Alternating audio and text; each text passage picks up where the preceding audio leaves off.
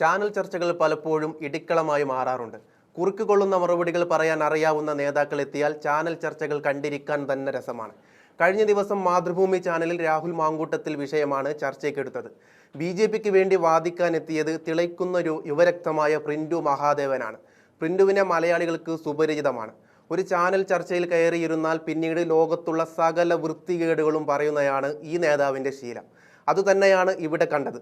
സന്ദീപ് വാര്യരെ ഉന്നം വെച്ച് വളരെ മോശമായിട്ടാണ് പ്രിന്റു ചർച്ചയിൽ സംസാരിച്ചത്. നീ, അവൻ, നാണമില്ലാത്തവൻ തുടങ്ങിയ പദപ്രയോഗങ്ങൾ പ്രിന്റുവിൽ നിന്നുണ്ടായി. ഈ സമയത്താണ് ചർച്ചയിൽ തൻ്റെ ഭാഗം വിശദീകരിക്കാൻ ഫോൺ വഴി സന്ദീപും എത്തിയത്.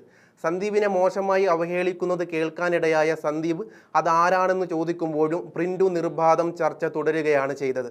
സംസാരിക്കുന്നത് പ്രിന്റുവാണെന്ന് മാതൃഭൂമിയിൽ ചർച്ച നയിച്ച അഭിലാഷ് മോഹൻ പറഞ്ഞതോടെ പൊട്ടിത്തെറിച്ചാണ് സന്ദീപ് പ്രതികരിച്ചത്.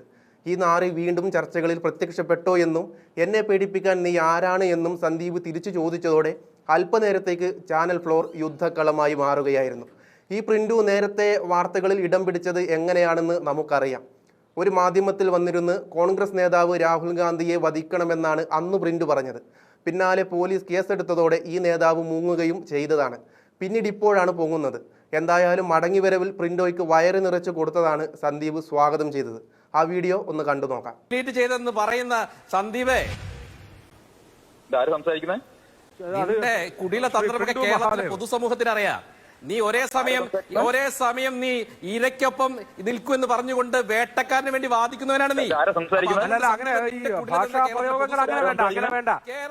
ഭാഷാപ്രയോഗങ്ങൾ അങ്ങനെ വേണ്ട. സംസാരിക്കുന്നത് അത് പ്രിന്റു മഹാദേവ്, BJP പ്രതിനിധി. അല്ല, ഇരയ്ക്കൊപ്പം സഞ്ചരിക്കുകയും